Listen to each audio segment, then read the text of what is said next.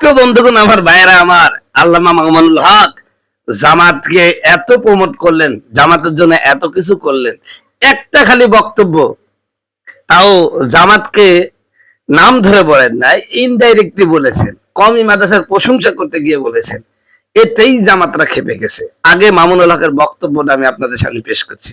আল্লামা মামুনুল হক বলেছেন, বাংলাদেশে কওমি মাদ্রাসার বাইরে অন্য কোথাও এলেম তো দূরের কথা, কোরআন শরীফ শুদ্ধ করে পড়ার চর্চাও নাই।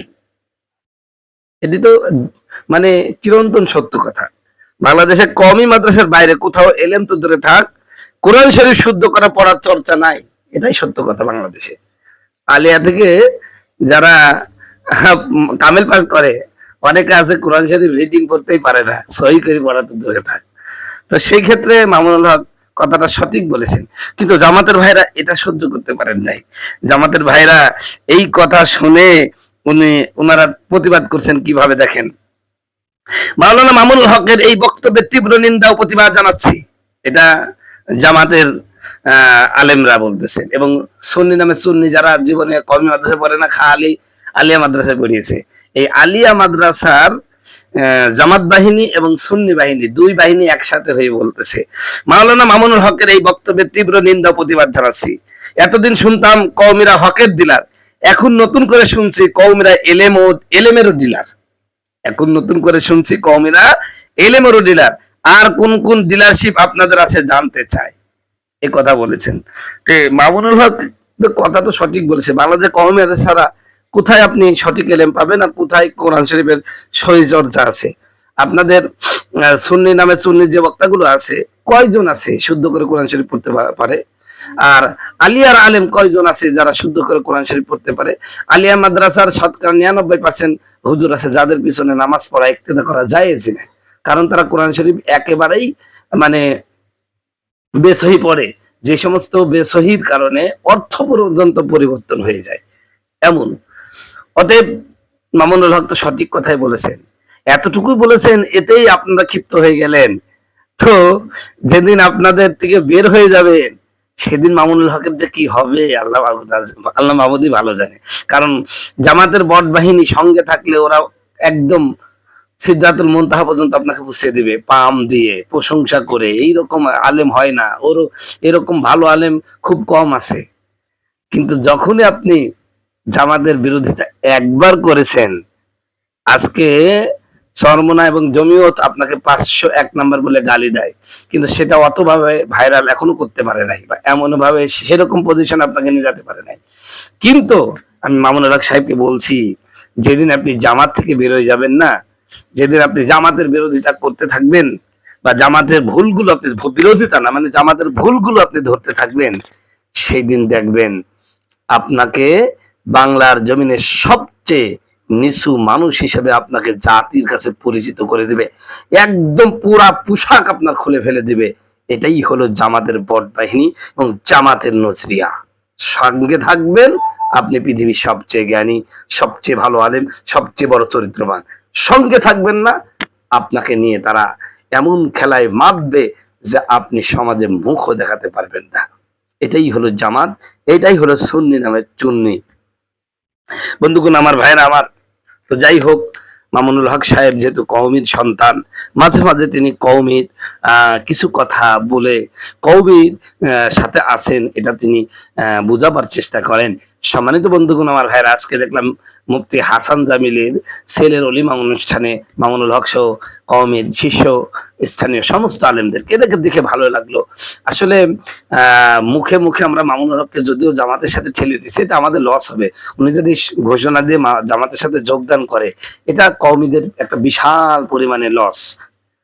কারণ তখন জামাত আরো শক্তিবান হবে, আরো বেগবান হবে।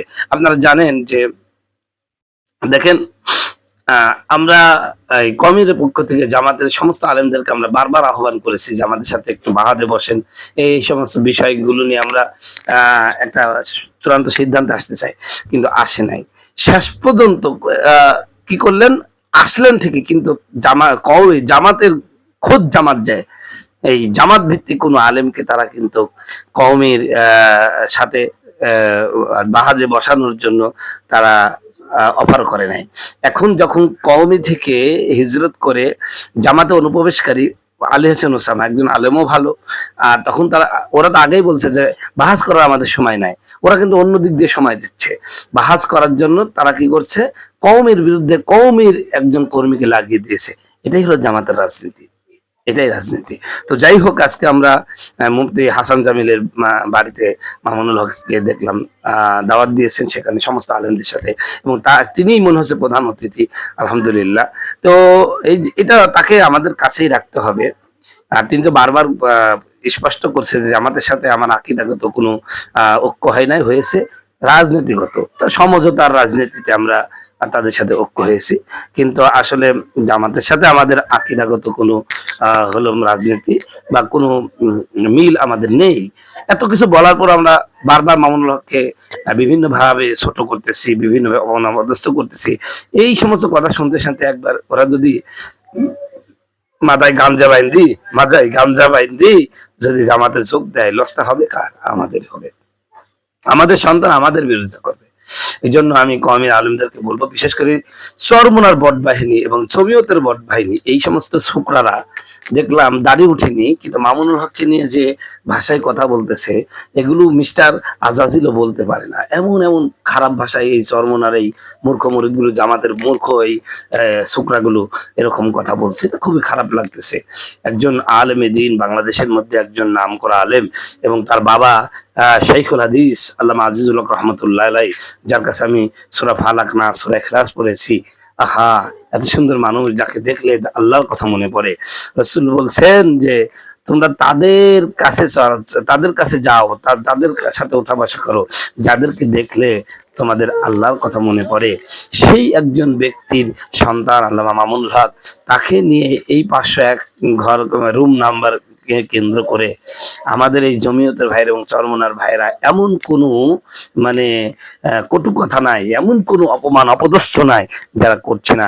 এই জন্য চরমোনাই এবং জমিয়তের ছাত্র ভাইদেরকে বলতেছি, কর্মীদেরকে বলতেছি, আপনারা যা করছেন নিঃসন্দেহে মানে সীমা লঙ্ঘন করতেছেন। আল্লাহ কিন্তু সীমা লঙ্ঘনকারীদেরকে পছন্দ করেন নাই। আপনাদের ভরাডুবি কি পরিমাণ হয়েছে আপনারা তো দেখছেন ভাই।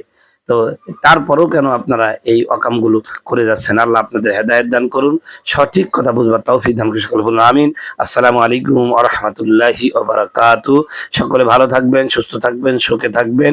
প্রিয় বন্ধুগণ, আমার ভাইরা, আমার এই চ্যানেলটি একটি বিশ্লেষণ ধর্মী সমসাময়িক বিষয়ের কথা বলে থাকি।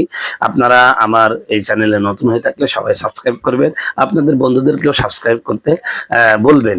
ভালো থাকেন, সুস্থ থাকেন। আসসালামু আলাইকুম ওয়া রাহমাতুল্লাহ।